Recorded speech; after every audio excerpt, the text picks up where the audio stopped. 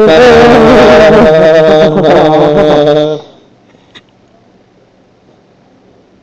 fan ska jag säga? Det är så roligt. Jag fattar inte. Hej Molly, vi ska till Danmark. Jag vill också till Danmark. Kolla, tickets till Danmark. Jag vill inte åka till Danmark. Vänta, jag vill till Danmark. Jag vill till Danmark. Jag åker dit. Men jag ska säga en sak, Lili. Att de pratar konstigt. Och dessutom ticketsna försvinner. Vi har inte råd att åka till Danmark.